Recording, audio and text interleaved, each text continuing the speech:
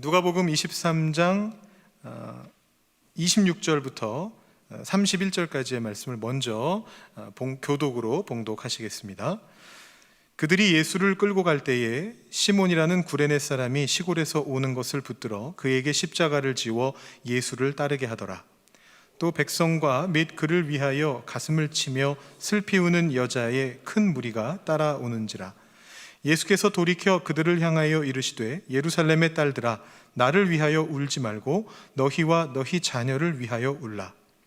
보라, 날이 이르면 사람이 말하기를 잉태하지 못하는 이와 해산하지 못한 배와 먹이지 못한 젖이 복이 있다 하리라. 그때에 사람이 산들을 대하여 우리 위에 무너지라 하며 작은 산들을 대하여 우리를 덮으라 하리라. 푸른 나무에도 이같이 하거든 마른 나무에는 어떻게 되리요 하시니라. 아멘. 네, 우리 마태복음 말씀 봅니다. 27장 45절부터 49절 말씀이고요. 저 여러분이 한 절씩 교독으로 읽으시고 마지막 절은 함께 봉독하시겠습니다. 제6시로부터 온 땅에 어둠이 임하여 제9시까지 계속되더니 제9시쯤에 예수께서 크게 소리질러 이르시되 엘리 엘리 라마 사박다니 하시니 이는 곧 나의 하나님 어찌하여 나를 버리셨나이까 하는 뜻이라. 거기 섰던 자 중 어떤 이들이 듣고 이르되 이 사람이 엘리야를 부른다 하고 그 중에 한 사람이 곧 달려가서 해면을 가져다가 신 포도주에 적시어 갈대에 꿰어 마시게 하거늘. 함께 읽겠습니다. 그 남은 사람들이 이르되 가만두라, 엘리야가 와서 그를 구원하나 보자 하더라. 아멘. 몇 년 전에 우리 교회에 부목사님으로 계셨던 장성훈 목사님께서 주일 설교 때 거의 마지막 시간에 영화 국제시장의 한 장면을 영상으로 보여주신 적이 있습니다. 여러분 기억하시는 분들도 계실 것 같습니다. 우리 그 황정민 씨가 주연했던 그 국제시장 영화에서 맨 끝부분에 이제 주인공이 나이가 들어서 이제 노년이 되어서 손주의 재롱을 이제 구경하다가 가족들 다 모여서 재미나게 이렇게 구경하고 잔치하다가 혼자서 작은 방으로, 자기의 방으로 들어가서 문을 닫는 이제 그런 장면이 나옵니다. 그리고 혼자 남은 그 방에서 아버지를 떠올립니다. 어릴 때 떨어지게 된 돌아가신 아버지를 떠올리게 됩니다. 그러면서 이렇게 이야기를 하죠. 아버지, 나 이만하면 잘 살았지요. 이렇게 이야기를 하면서 울면서 아버지의 환상 앞에서 질문하는 이제 그런 장면이 아주 인상 깊게 남았습니다. 우리의 삶을 이끄는 무언가가 있습니다. 그 무언가는 여러 가지가 있을 수 있는데요, 어쩌면 국제시장의 경우처럼 사람일 수도 있습니다. 우리의 부모님이실 수도 있고 우리의 자녀일 수도 있고 어린 시절 멘토로서 만났던 어떤 선생님이실 수도 있고 아니면 위인전 속에서 읽은 어떤 세계적인 위인일 수도 있습니다. 그 사람이 내 마음속에 담겨져 가지고 내가 살아가면서 내 삶을 이끌어가고 어려운 일을 당할 때나 어떤 일들이 생길 때 그것들을 이겨낼 수 있게 도와주는 그런 존재가 우리 마음 안에 있을 수 있습니다. 혹은 그런 것이 사람이 아니라 어떤 가치관이나 개념 같은 것일 수도 있습니다. 민주주의를 지키기 위해서 평생을 투쟁한 사람들의 경우에 그 마음속에 민주주의라고 하는 어떤 가치가 그 사람을 계속해서 움직이게 만들었을 것입니다. 또 넬슨 만델라처럼 인종차별에 맞서 싸워왔던 어떤 그런 사람들은 평생 동안 그 마음속에 꺾이지 않는 가치가 무엇이냐 하면 인종차별에 대해서는 안 된다, 사람을 차별해서는 안 된다, 그 마음을 그 안에 가지시고서 평생을 살아오셨을 것입니다. 때로는 그것이 어떤 감정일 수도 있습니다. 특히 이렇게 명예로운 삶을 추구하시는 분들, 그런 분들은 예를 들어 내 마음속에 내 명예를 지키리라 어떤 이런 마음이 그 삶을 인도해 가는 경우가 있습니다. 아니면 안분자족의 삶을 추구하시는 분이라면 내 마음의 그 평안을 지켜나가는 것이 그분의 삶의 어떤 목표이고 방향일 수 있습니다. 어쩌면 이런 것들이 좌우명이나 격언 같은 형태로 남는 경우도 있습니다. 우리 대한민국의 옛 대통령 중에 김영삼 전 대통령 같은 경우에는 대도무문, 항상 붓글씨로 이렇게 써가지고 남겨놨었는데요, 큰 길에는 문이 없다, 이 좌우명을 가지고 평생을 살아갔습니다. 이렇게 우리 삶을 이끄는 어떤 존재 혹은 가치관, 감정, 이런 것들이 우리 마음속에 이렇게 딱 들어가 있으면서 우리가 살아가면서 삶 속에서 어떤 어려움에 부딪히게 될 때, 혹은 때로는 기쁨의 순간에도, 혹은 모든 것들을 다 이렇게 내려놓게 되는 어떤 그런 상황들 속에서 우리에게 순간순간 떠오르면서 우리 삶의 고비를 넘어가게 하고 행복을 더욱더 깊이 누릴 수 있게 해줍니다. 그런 것들이 있습니다.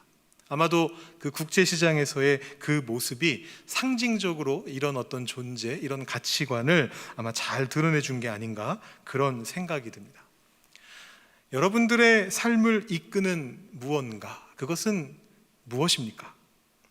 여러분들은 그것들을 통해서 어떻게 여러분들의 삶을 아름답게 만들어 가고 계십니까? 오늘 우리가 읽은 두 말씀은 예수님의 삶을 이끌어가는 것이 무엇이었는가, 이것을 우리에게 보여주고 있습니다. 오늘 두 말씀은 전부 다 고난주간에 읽는 말씀입니다. 예수님의 고난을 다루고 있는 그런 말씀입니다. 오늘은 7월 30일인데 목사님이 왜 이런 말씀을 그것도 두 개씩이나 선정하신 것일까 의아해하시는 그런 분들도 계실 것 같습니다. 제가 이번 주에도 결국 의아하다라는 말을 썼습니다. 여러분, 고난주간이라고 하는 것은 쉽게 표현하면 어떤 것이냐면 예수님께서 살아가시던 중에 가장 힘드셨던 시기다, 그렇게 생각해 볼 수가 있습니다. 이렇게 힘든 시기가 찾아오게 되면 우리 삶을 이끄는 그 무엇인가가, 그게 존재든지 가치관이든지 좌우명이든지 감정이든지 간에 그 무언가가 우리 속에서 일을 하기 시작합니다. 그 힘든 상황을 넘어가게 만들기 위해서 우리 안에서 역사하는 것이죠. 예수님께는 그것이 무엇이었냐라는 것입니다. 오늘 말씀, 첫 번째 말씀을 한번 보시면요, 누가복음 말씀인데요, 사실 이 말씀에서는 오늘은 전체 주제를 제가 다 다루려고 하는 것은 아니고 한 가지 표현에 대해서만 좀 다루려고 합니다. 근데 그것을 위해서 조금 배경 설명을 해보겠습니다. 이 누가복음 말씀은 어떤 상황이냐 하면 예수님께서 십자가를 지시고 골고다 언덕을 올라가시는 그런 상황입니다. 방금 전까지 예수님이 십자가를 지고 계셨고 조금 전에 이제 구레네 사람 시몬이라는 사람에게 그 십자가를 넘기셨습니다. 그냥 넘기신 게 아니라 지쳐 쓰러져서 올라갈 수 없게 되니까 이제 군병들이 그 십자가를 다른 사람에게 대신 지게 했습니다. 굉장히 힘든 상황 속에서 걸어가고 있습니다. 근데 예수님 주변에는 누가 있나요? 예수님 주변에 아무도 없습니다. 예수님의 제자들은 다 흩어졌습니다. 베드로가 그래도 수제자라는 그 명성을 지키기 위해서 최대한 가까이까지 전날 밤까지 따라 붙었습니다. 근데 여러분 잘 아시는 대로 예수님을 3번 부인하고 나서 도망쳤습니다. 이제 예수님 주변에 아무도 없는 겁니다. 물론 요한복음의 맥락으로 가서 보면 예수께서 사랑하시던 그 제자라고 하는 익명의 제자가 아마 요한이라고 우리가 추측을 하는데, 그 익명의 제자가 십자가 때 예수님 옆에 있었다라는 그런 기록이 있긴 있습니다. 그런데 공관복음의 맥락에서 볼 때는, 마태마가 누가복음의 맥락에서 볼 때는 지금 이 순간에 예수님의 남성 제자들은 다 사라지고 없습니다. 한 명도 예수님 옆에 남아있지 않습니다. 예수님 굉장히 외로우신 상황입니다. 그런데 이제 그 옆을 따르던 유일한 존재가 누구였느냐 하면 바로 예수님의 여성 제자들이었습니다. 막달라 마리아, 야고보와 요셉의 어머니인 마리아, 세베대의 아들들의 어머니, 이런 사람들이 이 맥락의 이 말씀 속에 등장하고 있습니다.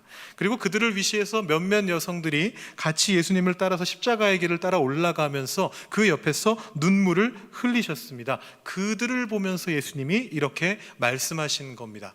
예루살렘의 딸들아, 나를 위하여 울지 말고 너희와 너희 자녀를 위하여 울어라 라고 이렇게 말씀하십니다.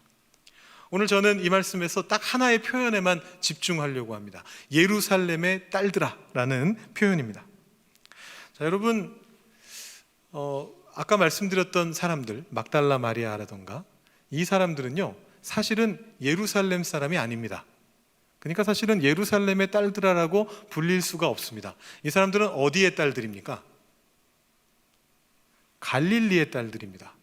왜냐하면 갈릴리에서부터 예수님을 따라온 사람들이라고 거기 정확하게 성경에 적혀 있거든요. 조금 밑으로 23장 맨 밑으로 내려가 보시면 십자가 옆에 갈릴리에서부터 쫓아온 여인들이 예수님 옆에 있었다, 그렇게 기록하고 있습니다. 그러니까 이 사람들은 갈릴리의 딸들입니다.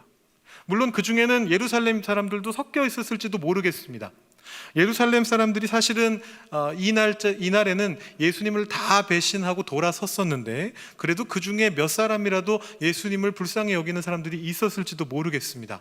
그렇다 할지라도 지금 거기서 대표로 예수님을 따라오고 있는 막달라 마리아 같은 사람들은 예루살렘 사람이 아니기 때문에 예수님의 이 호칭이 조금 이상합니다. 예루살렘의 딸들아라고 예수님이 왜 말씀하신 것인가 의아해집니다. 근데 여러분, 이 표현이 사실은 구약 성경에서 아주 많이 나오는 그런 표현입니다. 예언서나 시가서나 이런 곳에서 예루살렘의 딸들아 이렇게 나오기도 하고, 또 때로는 예루살렘의 또 다른 표현인 시온의 딸들아 라는 그런 표현으로도 나오는데요, 굉장히 많이 나오는데 제가 몇 가지만 예시로 한번 보여드리겠습니다.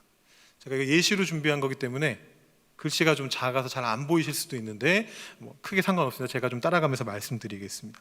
위에 두 개를 보시면 스바냐서 3장 14절과 스가랴서 9장 9절 말씀이 있습니다. 거의 대동소이한 말씀이라 제가 스가랴서 말씀만 한번 읽어보겠습니다. 시온에 따라 크게 기뻐할지어다, 예루살렘에 따라 즐거이 부를지어다. 보라, 내 왕이 내게 임하시나니 그는 공의로우시며 구원을 베푸시며 겸손하여서 나귀를 타시나니 나귀의 작은 것 곧 나귀 새끼니라. 여러분 많이 들어보신 말씀이죠. 예수님이 나귀를 타고 예루살렘 입성하실 때 인용됐던 그 말씀입니다. 여기 말씀에도 그렇고 스바냐 말씀에도 그렇고 또 다른 곳에도 나오는데, 시온에 따라 노래할지어다, 예루살렘의 딸들아 춤출지어다, 이런 말씀들이 쭉 나오고 있습니다. 또 한 가지 종류의 말씀은 어떤 말씀이냐 하면 에가서 2장 10절 말씀을 제가 한번 읽어보겠습니다. 딸 시온의 장로들이 땅에 앉아 잠잠하고 티끌을 머리에 덮어쓰고 굵은 배를 허리에 둘렀으며 예루살렘 처녀들은 머리를 땅에 숙였도다. 이 경우는 어떤 경우냐 하면 굉장히 큰 재난이 닥치거나 사람이 죽은 상황 속에서 여성들이 머리를 땅으로 떨구고 곡을 하고 있는 그런 장면입니다.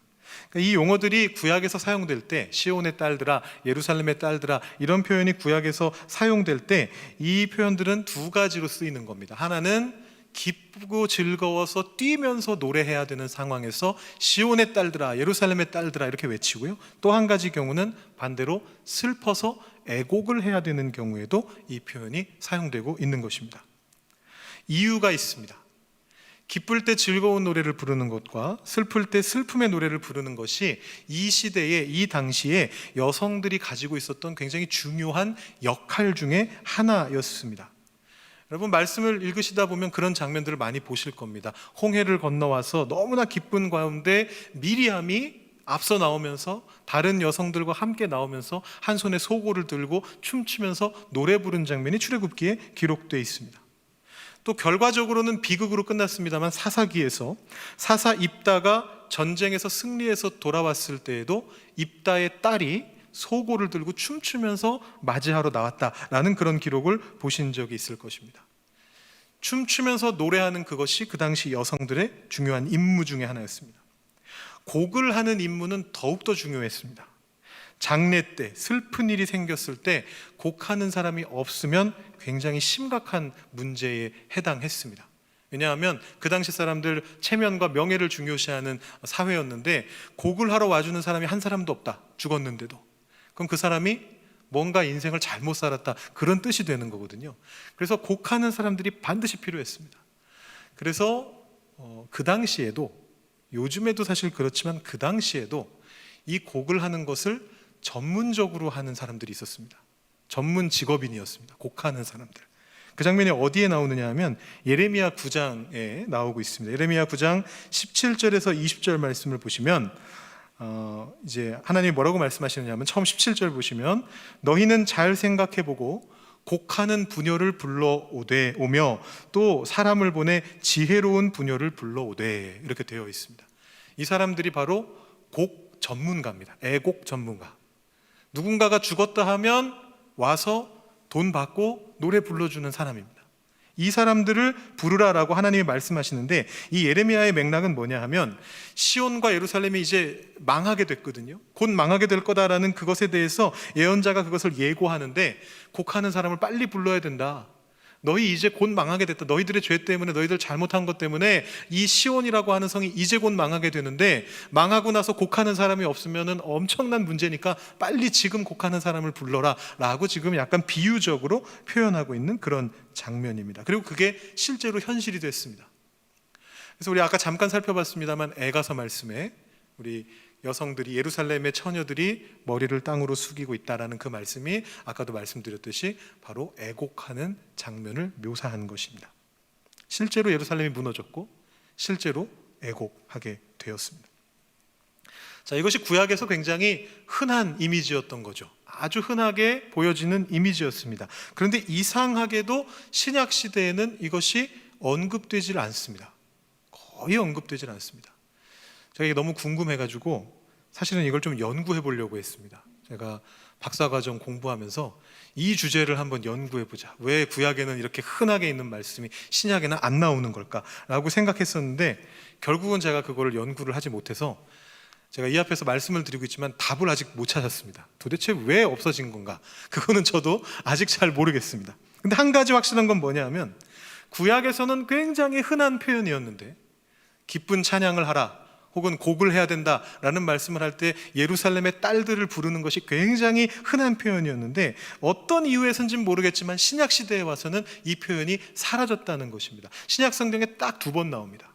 한 번은 언제냐 하면 예수님이 나귀 타고 예루살렘 입성하실 때 스가랴서 9장 9절 말씀을 인용하는 데서 한 번 나옵니다. 그건 그냥 성경에 원래 있으니까 그냥 고스란히 갖다가 직접 인용한 겁니다. 이 신약 저자가 쓴 게 아닙니다. 그러니까 실질적으로 신약 안에서 딱 한 번 사용된 겁니다. 예루살렘의 딸들아 라는 호칭이 딱 한 번 사용됐는데, 그걸 언제 누가 쓰신 거냐면 예수님이 십자가 지고 올라가시다가 그 표현을 사용하셨다라는 것입니다. 예수님이 성경을 도대체 어떻게 읽으셨길래 이런 말씀이 툭 튀어나온 것일까요? 우리가 4주째 관심 가지고 있는 부분이 바로 이것 아닙니까? 예수님이 어떻게 성경을 읽으셨을까? 오늘이 마지막입니다. 그동안 아이고 이거 도대체 언제 끝나나 이렇게 지루해하고 계셨던 분들이 계시다면 오늘입니다. 오늘 끝나는 날입니다. 드디어 끝난다 이렇게 생각해 주시면 되겠습니다.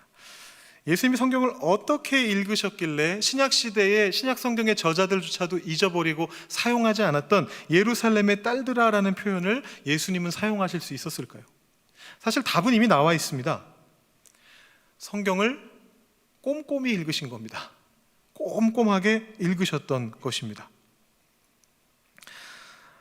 예수님이 십자가에 달리시는 것을 보면서 여인들이 울면서 따라왔다라는 건 무슨 뜻이냐면, 이 당시까지도 여전히 그 문화가 남아 있었다라는 뜻입니다. 실제로는 예수님을 위해서는 곡을 하면 안 됐습니다.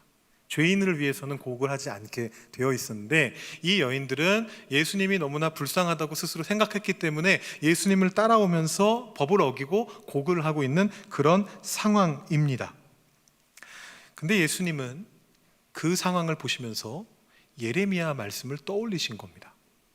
예레미야의 맥락이 어떤 맥락이었느냐면, 아까 말씀드린 것처럼 이제 곧 예루살렘이 멸망하게 되는데 그 멸망을 생각하지 못하고 그냥 죄 짓고 살아가는 사람들한테 너희 그러면 안 된다, 곡하는 부녀들을 불러와라 라는 그런 메시지였는데요, 예수님이 아주 정확하게 이 예레미야의 맥락 그대로 이 단어를 가져와서 사용하고 계십니다. 예수님을 위해서 곡하고 있는 그 부녀들에게 얘기합니다. 이제 몇십 년 지나면, 예수님 돌아가시고 나서, 십자가에서 돌아가시고 나서 약 30년에서 40년 후에 이 예루살렘이 멸망하게 되는데요, 로마 군대의 침략으로. 이제 곧 얼마 안 있으면 이 성이 멸망하게 된다. 너희와 너희 자녀를 위해서 지금 울어야 될 때다. 너희들의 상황을 생각해야 될 때다. 예수님이 그렇게 말씀하고 계십니다. 정확히 예레미야의 맥락과 같은 맥락으로 말씀을 하고 계십니다. 그 십자가를 지고 걸어가시는 고통 속에서도 예수님을 위해서 곡을 하고 있는 그 무리를 보시면서 위로받으실 수도 있었거든요. 그냥 아이고 나를 위해서 저렇게 곡을 해주는구나, 내 가는 길이 그래도 이제 외롭지는 않구나, 내 제자들 다 떠났는데, 베드로도 떠나고 다 떠났는데 그래도 저 여자들이 남아서 나를 위해서 곡을 해주고 있고 법을 어겨가면서 곡을 해주고 있구나, 고맙구나라고 생각하고 위로받으셔도 그만인 상황이신데, 그 상황 속에서도 예수님은 지금 일어나고 있는 사건을 정확하게 진단하고 계신 것입니다. 그리고 그 진단에 따라서 자기 마음속에서, 당신의 마음속에서 하나님의 말씀을 끄집어내십니다. 그 마음속에 계속 움직이고 있었던 그 말씀을 끄집어내시는 겁니다. 예언서와 시편과 아가서에서 널리 사용됐지만 그 당대의 사람들은 거의 잊어버리고 있었던 그 말씀을 끄집어내셔서 예수님이 말씀하시는 겁니다. 예수님께는 그 표현이 어색하지 않으셨던 거예요. 왜냐하면 성경을 꼼꼼히 읽으셨기 때문입니다. 성경을 빼놓지 않고 그 모든 곳을 골고루 읽으셨던 예수님께는 그것이 힘든 순간에 자연스럽게 나오게 되는 예수님의 가치관이시고 좌우명이셨던 것입니다. 예수님이 성경의 말씀을 얼마나 꼼꼼히 읽으셨는지, 또 얼마나 그 성경 말씀을 본래의 의도대로 읽으셨는지를 잘 보여주는 또 하나의 사례가 있습니다. 그게 우리가 읽었던 두 번째 말씀입니다. 여러분이 너무나 잘 아시는 말씀인데요, 가상 7원의 첫 번째 말씀인 엘리 엘리 라마 사박다니라는 말씀입니다. 이 말씀은 예수님 당시에 유대인들이 사용하던, 입말로 사용하던, 구어로 사용하던 아람어입니다. 사실 여기 조금 복잡한 문제가 있기는 있습니다. 제가 조금 배경을 설명드리면, 이 아람어라고 하는 말은 쉽게 말하면 히브리어의 친족 언어입니다. 여러분, 중국어나 일본어가 우리말과 어휘를 한 70, 80% 정도 공유하지 않습니까? 한자어를 그대로 단어들을 똑같이 사용하기 때문에. 그러다 보니까 발음도 비슷하고 뜻도 비슷해지는 경우가 꽤 많이 있습니다. 예를 들어서 중학교를 이 한자로는 중국에서나 일본에서나 똑같이 쓰고요. 물론 중국에서는 앞에 초급 중학교 이렇게 쓰기는 하는데, 중학교라는 그 단어를 그대로 씁니다. 그리고 그것을 발음할 때 한국에서는 중학교라고 발음하고, 일본에서는 주가코라고 발음하고, 중국에서는 중쉐라고 발음을 합니다. 비슷합니까? 제가 제대로 발음했으니까 우리 일본어 하시는 분 제대로 발음했습니까? 이 말들이 전부 다 중세 중국어의 발음에서 왔기 때문에 비슷비슷합니다. 중자를 다 비슷비슷하게 발음하고 학자를 다 비슷비슷하게 그렇게 발음을 합니다. 근데 아람어와 히브리어의 관계는 한국어와 일본어 관계보다 훨씬 더 가깝습니다. 한국어와 일본어는 그냥 단어들을 많이 공유하고 있을 뿐이고 어순이 비슷할 뿐인데, 이 히브리어하고 아람어는 거의 좀 심한 사투리다라고 생각해도 될 정도로 거의 동일한 어떤 그런 구조를 가지고 있습니다. 웬만한 게 거의 다 비슷합니다. 그래서 사실은 마태도 오늘 말씀을 쓰면서 좀 헷갈렸던 것 같은데요, 사실 저 엘리 엘리 라마 사박단이라는 표현은 아람어도 아니고 히브리어도 아닌 짬뽕 표현입니다. 이걸 헬라어로 적으면서 좀 헷갈렸던 것 같아요. 하도 비슷하니까. 아람어는 실제로는 엘로이 엘로이 레마 사박다니가 아람어 발음입니다. 그리고 히브리어 발음은 밑에 제가 적어놨는데 엘리 엘리 라마 아잡타니가 히브리어 발음입니다. 그리고 마태복음에서는 그걸 섞어서 헬라어로 발음 그대로 적어놨습니다. 엘리 엘리 라마 사박다니. 이게 익숙해져가지고 우리들은 자연스럽게 엘리 엘리 라마 사박다니만 기억을 하고 있는데요, 자, 이렇게 비슷비슷하면서 조금씩 다르죠. 아람어하고 히브리어가 거의 비슷합니다. 근데 예수님이 아마 이때 아람어로 아마 말씀하셨을 것 같은데, 어쩌면 히브리어로 하셨을 수도 있지만 아마도 아람어로 이 말씀을 하셨던 것 같은데, 엘로이 엘로이 레마 사박다니라고 말씀하셨던 것 같은데, 예수님께서 이 말씀을 왜 하셨는가를 많은 사람들이 이해를 잘 하지 못했습니다. 그래서 복잡한 해석들을 많이 했습니다.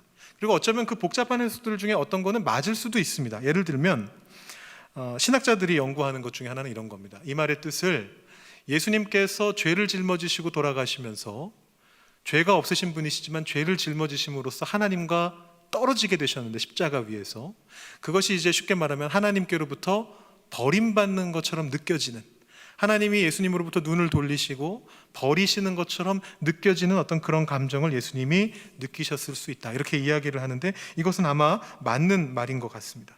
근데 또 그런가 하면 전혀 딴소리들도 많이 합니다. 오늘 성경에 나온 사람들이 그런 얘기를 하는데, 뭐라 그러냐면 엘리야를 부른다. 발음이 엘리 엘리라는 이유로 엘리야를 부른다. 그렇게 이야기를 합니다. 물론 그런 오해를 했던 이유도 또 있습니다. 그 당시에 선지자 엘리야가 메시아로서 다시 나올 것이다 이런 얘기들이 계속 있었고, 그래서 세례 요한도 다시 온 엘리야다 이런 말을 들었고, 예수님도 그런 말씀을 들으셨었거든요. 그래서 죽음의 순간에, 고통의 순간에 예수님이 엘리 엘리 이렇게 하시니까, 혹은 엘로이 엘로이 하시니까 엘리야를 부르나 보다 라고 충분히 생각할 수 있었습니다. 근데 여러분, 당황스럽게도요, 이 말씀의 의미는 굉장히 단순하고 간단합니다. 예수님이 이 말씀을 왜 하셨는가? 여러분 혹시 개역개정판 말고 세번역 성경을 가지고 계시거나 영어 성경을 가지고 계시거나 아니면 주석 해설이 달려있는 성경을 갖고 계시면, 오늘 말씀을 딱 펼쳐보시면 거기 주석이 달려 있습니다. 엘리 엘리 라마 사박다니 하고 옆에 주석을 딱 달아놨습니다. 시편 22편 1절 이렇게 적어놨습니다. 한번 제가 찾아보겠습니다. 시편 22편 1절, 제가 하나 빼먹었네요. 엘리 엘리 라마 사박다니의 뜻이 나의 하나님 어찌하여 나를 버리시나이까, 이 뜻인데, 시편 22편 1절을 보면 이렇게 적혀 있습니다. 내 하나님이여 어찌 나를 버리셨나이까. 히브리어로 정확하게 엘리 엘리 라마 아잡타니라고 그렇게 적혀 있습니다. 예수님은 사실 엘리야를 부르신 것도 아니고요, 시편 22편 1절 말씀을 외우신 겁니다. 아마도 신학적인 그 설명 그대로 예수님이 십자가 위에서 죄를 짊어지시고 하나님으로부터 버림받는 그 느낌을 받으셨던 것 같아요. 그 상황 속에서, 그런 감정을 느끼신 상황 속에서 예수님 입에서 튀어나온 것이 무엇이었느냐 하면, 예수님과 비슷한 경험을 하면서 그 경험을 하나님께 기도이자 찬양인 시편으로 고백했던 시편 22편의 기자 다윗의 시라고 적혀 있는데, 그 다윗의 그 시를 예수님이 마음속에서 끄집어내신 겁니다. 내 하나님이여 어찌 나를 버리셨나이까. 첫 소절만 예수님 입에서 튀어나왔습니다만, 아마 분명히 이 시가 예수님의 머리와 가슴을 가득 채우고 있었을 것입니다. 어쩌면 예수님은 십자가에 달려 계시는 내내 처음부터 끝까지 마음속으로 이 시편을 읊조리고 계셨을 수도 있습니다. 그러면 이 시를 잠깐 훑어보면은요, 너무 길어서 제가 중간중간만 인용을 했습니다. 6절부터 8절 말씀을 보시면, 나는 벌레요 사람이 아니라 사람의 비방거리요 백성의 조롱거리니이다. 나를 보는 자는 다 나를 비웃으며 입술을 비죽거리고 머리를 흔들며 말하되, 그가 여호와께 의탁하니 구원하실 걸, 그를 기뻐하시니 건지실 걸 하나이다. 예수님이 지으신 시가 아닙니다. 1000년 전에 지어진 시인데 예수님의 상황하고 똑같습니다. 엘리야가 와서 구하나 보자 라고 사람들이 조롱했습니다. 14절 15절을 보겠습니다. 나는 물같이 쏟아졌으며 내 모든 뼈는 어그러졌으며 내 마음은 밀랍 같아서 내 속에서 녹았으며 내 힘이 말라 질그릇 조각 같고 내 혀가 입천장에 붙었나이다. 주께서 또 나를 죽음의 진토 속에 두셨나이다.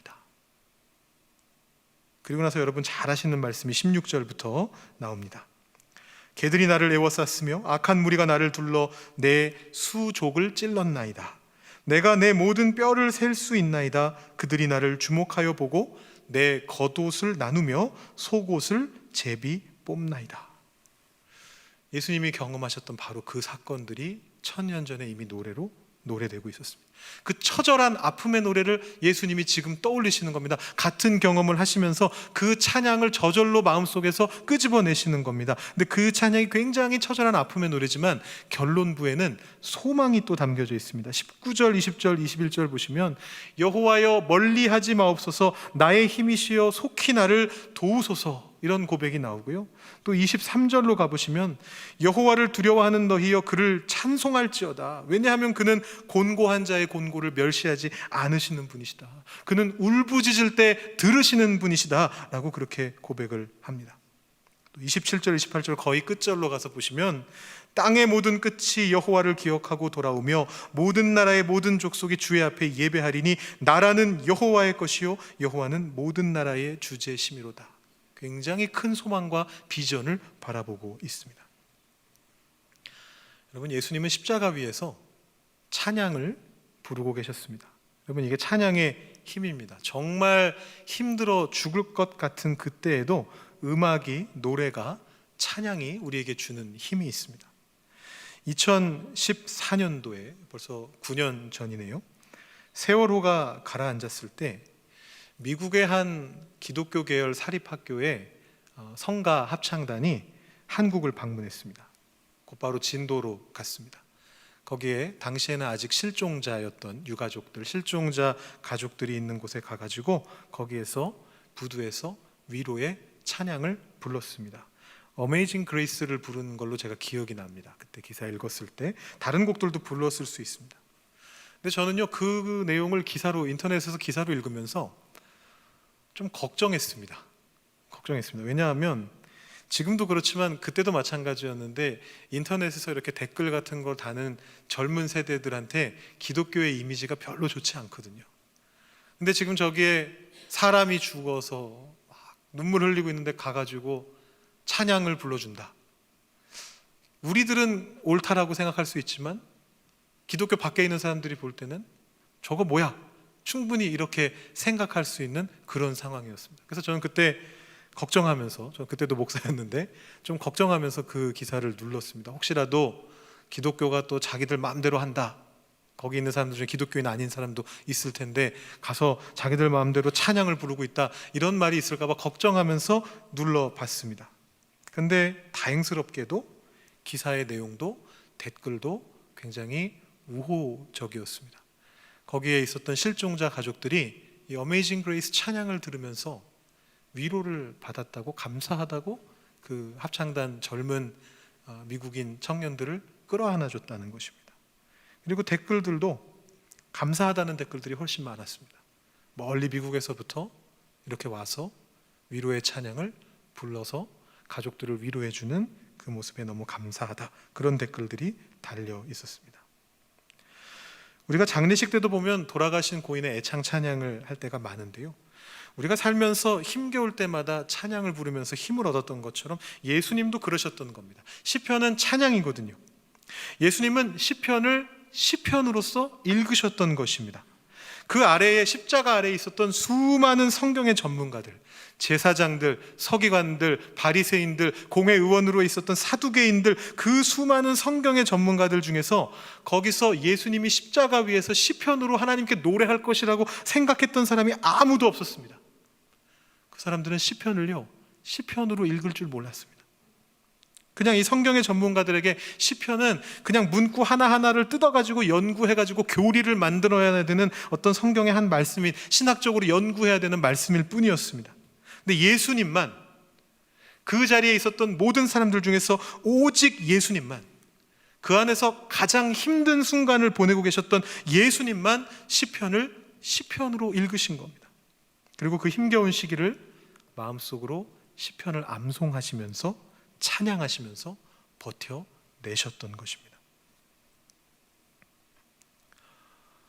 오늘 우리는 예수님의 순환 기사를 보면서 예수님이 성경을 참 고르게 읽으셨을 뿐만 아니라 성경을 본 의도대로 읽으셨던 분이시다라는 것을 다시 한번 깨닫게 됩니다. 예수님은 성경을 편식하지 않으셨습니다. 물론 좋아하시는 구절들이 있으셨겠죠. 이사야서를 많이 읽고 인용하셨습니다. 그렇지만 다른 말씀들도 소홀히 하지 않으셨습니다.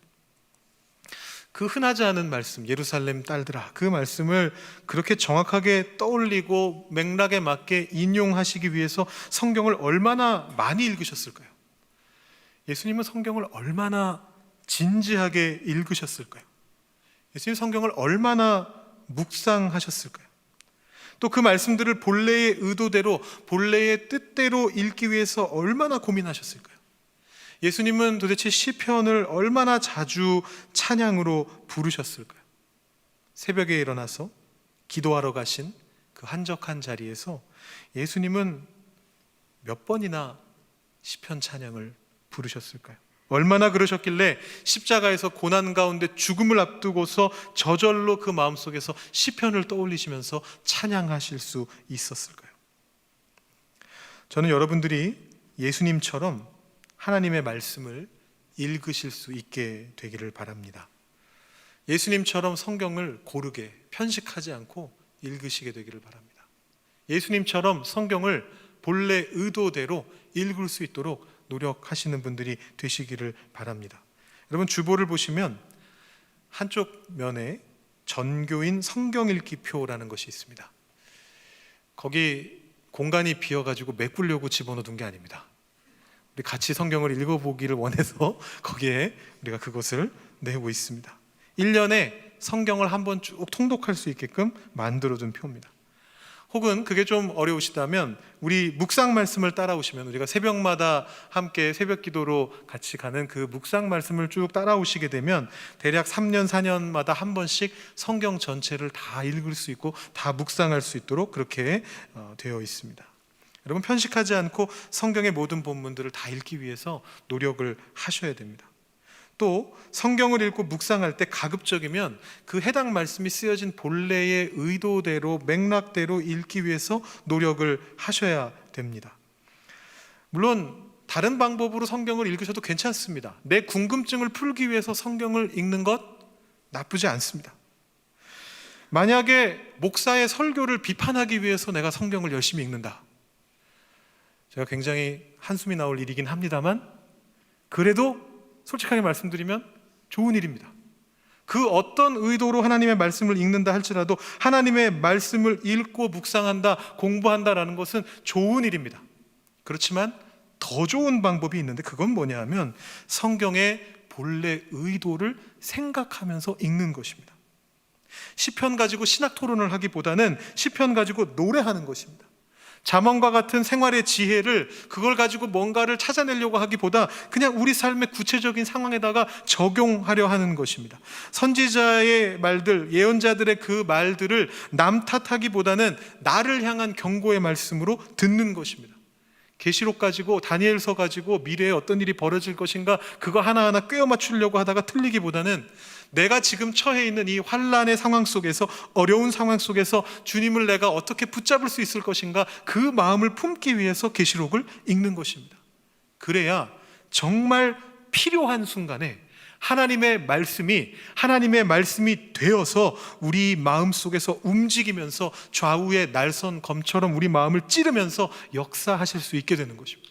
그 하나님의 말씀이 우리를 지켜주실 수 있게 되는 것입니다. 오늘로써 우리가 4주간 진행했던 예수님은 성경을 어떻게 읽으셨을까 시리즈 설교를 마무리합니다. 여러분, 매주 말씀드렸던 내용들을 기억해 보시면서 앞으로도 예수님처럼 하나님 말씀을 읽으시고 하나님께서 말씀을 통해 주시는 그 많은 그 큰 복들을 다 받아 누리실 수 있기를 주님의 이름으로 축원드립니다. 기도하겠습니다.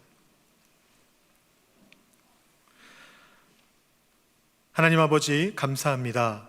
예수님은 성경을 어떻게 읽으셨을까? 그 궁금증을 가지고 하나님의 말씀을 계속해서 묵상하고 상고해 보았습니다.